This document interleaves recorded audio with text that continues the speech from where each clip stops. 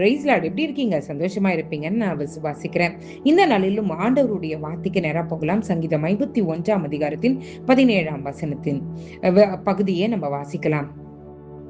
தேவனுக்கு ஏற்கும் பலிகள் நொறுகுண்ட ஆவிதான். தேவனே, நொறுகுண்டதும் நொறுகுண்டதுமான இருதயத்தை நீர் புறக்கணியர். இன்றைக்கு ஆண்டவர் சொல்லுகிற ஒரு காரியம், யாராவது ஒருவங்க ஏதாவது யார்கிட்டயாவது உங்க இருதயத்தை பறி கொடுத்துட்டு அவங்க உங்களை ஏமாத்திட்டாங்க அப்படின்னு நினைச்சிட்டு உட்காந்து அழுறீங்களா? எனக்கு தெரியல. இன்னைக்கு ஆண்டவர் உங்களை பார்த்து சொல்றாரு, என்னை ஆண்டவர் திரும்ப நேசிப்பாரா? நான் இவ்வளவு தப்பு பண்ணிட்டேனே, ஆண்டவரை விட்டு தூர போயிட்டேனே, ஆண்டவர் என்னை மன்னிச்சு ஏத்துப்பாரா அப்படின்னு நீங்க நினைச்சிட்டு இருக்கீங்களா? இன்றைக்கு ஆண்டவர் உங்களை பார்த்து சொல்றாரு, அவர் எப்படின்னா, நொறுங்குண்டதும் நறுங்குண்டதுமான இருதயத்தை அவர் புறக்கணிக்காத தேவன். நான் தப்பு பண்ணிட்டேன், ஆண்டவர் என்னை ஏத்துக்கொள்ள மாட்டார்னு நீங்க நினைச்சு உங்களுக்கும் ஆண்டவருக்கும் நடுவுல ஒரு பெரிய சுவரை எழுப்பிடாதீங்க. ஆண்டவர் சொன்னாரு, என்ன சொல்றாருன்னா, நீங்க தப்பு பண்ணிட்டீங்களா, உணர்ந்துட்டீங்களா, உட்கார்ந்து அழுதுட்டு இருக்கீங்களா? ஆண்டவர் சொல்றாரு, இந்த நொறுங்குண்டதும் நறுங்குண்டதுமான இருதயத்தை நான் என்னைக்குமே என்ன பண்ண மாட்டேன், தள்ளவே மாட்டேன், புறக்கணிக்கவே மாட்டேன். இந்த இருதயத்தை நான் நேசிக்கிறேன் அப்படின்னு சொல்லிட்டு ஆண்டவர் சொல்றாரு.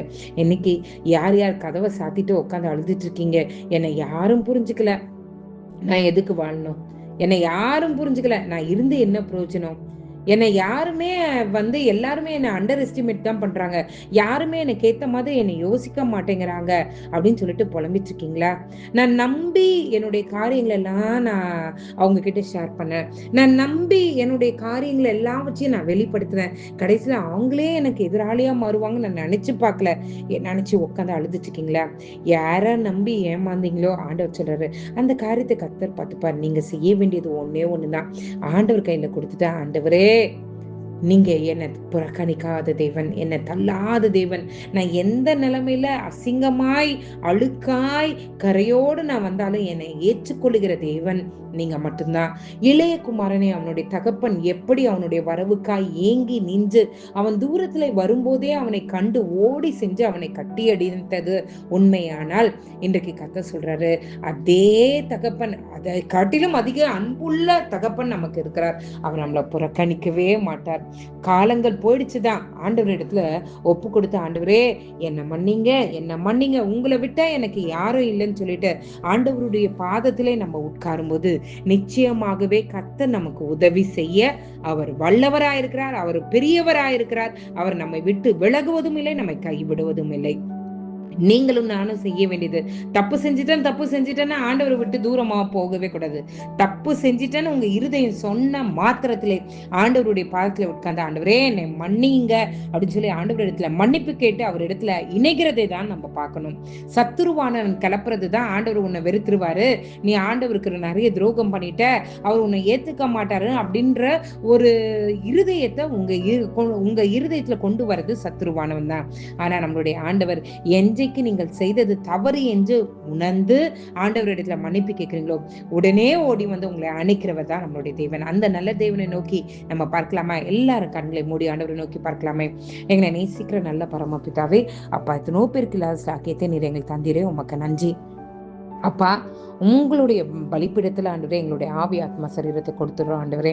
அப்பா, அநேக முறை நாங்கள் தவறுகள் செய்து ஆண்டவரே, நாங்களே எங்களை பலிகாடாய் மாற்றி ஆண்டவரே, பலியாடாய் மாற்றி ஆண்டவரே உட்கார்ந்து அழுது கொண்டிருக்கிறோம் ஆண்டவரே. எல்லாம் என்னாலதான் நினைச்சிட்டு ஒரு சகோதரி அழுது கொண்டிருக்கிறத நான் பார்க்கிறேன் ஆண்டவரே. அப்பா, அந்த மகளுடைய கண்ணீரை நீ துடைக்க வல்லவராய் இருக்கிறீர் ஆண்டவரே. உம்முடைய அன்பை அந்த மகள் உணர்ந்து கொள்ள கிருபை செய்யுங்க ஆண்டவரே. உம்முடைய சட்டையின் மறைவிலே தன்னை மறைத்து கொள்ள கிருபை செய்யுங்க ஆண்டவரே. அப்பா, எத்தனை பேர் ஆண்டவரே அன்புக்காய் ஏங்கி கொண்டிருக்காங்களோ ஆண்டவரே, உம்முடைய தெய்வீக அன்பை நீர் ஒவ்வொரு மேலும் ஊற்ற வேண்டுமா நான் ஜெபிக்கிறேன் ஆண்டவரே. எந்த நபர்களை நம்பி ஏமாந்து ஒரு வாலிப தங்கச்சியை பார்க்கிறேன், உங்களுடைய சரீரத்தையே நீங்க அழுக்காக்கி வைத்திருக்கீங்க, ஆண்டவர் என்னை ஏற்றுக்கொள்வாரா என்று இந்த நேரத்தில் நீங்க கேட்டீங்களா? ஆண்டவர் சொல்றாரு, நிச்சயமாகவே ஆண்டவர் உங்களை ஏற்றுக்கொள்வார். நீங்க செய்ய வேண்டியது, ஆண்டவரே நான் திரும்ப இந்த தவறை செய்யக்கூடாது என்று ஆண்டவரிடத்துல அறிக்கை செய்து உங்களுடைய பாவத்தை விட்டுவிடும் போது நிச்சயமாகவே கர்த்தர் உங்களை உங்களை அணைத்து கொள்வார். அவருடைய அன்பினாலே உங்களை நிரப்புவார். அவர் உங்களை விட்டு போகவே மாட்டேன் என்று கர்த்தர் சொல்லுகிறார். அப்பா, என்னோடு இணைந்து யார் யார் ஜெபிக்கிறாங்களோ ஆண்டவரே, யார் யார் தனிமை உணர்வுல இருக்காங்களோ உங்களுடைய அன்பினாலே ஊற்றுங்க ஆண்டவரே. நீர் விரும்புகிற இருதயம் என்பதே ஆண்டவரே அவர்களை அறிந்து கொள்ள உணர்ந்து கொள்ள கிருபை செய்யுங்க. எத்தனை பேர் மீறி மீறி தவறு செய்றாங்களோ ஆண்டவரே, திரும்ப அந்த தவறுகளை செய்யாதபடிக்கு அவங்க இருதயத்தில் நீங்க பேச வேண்டுமா நான் ஜெபிக்கிறேன். நீரே அவங்களோடு இருந்து வழி நடத்துங்க. அவங்களை வெட்கப்படுத்தாதீங்க ஆண்டவரே. நீர் அவர்களுக்கும் தேவன் என்பதை அவர்கள் உணர்ந்து கொள்ள கிருபை செய்யுங்க. காலை எழுந்து உங்க நாமத்தை மகிமைப்படுத்த கிருபை செய்யுங்க. எல்லாவற்றையும் கீழே ஒப்படைக்கிறேன். இயேசுவின் மூலம் ஜெபம் கேளும் நல்ல பரமபிதாவே. ஆமேன், ஆமேன், ஆமேன். God bless you.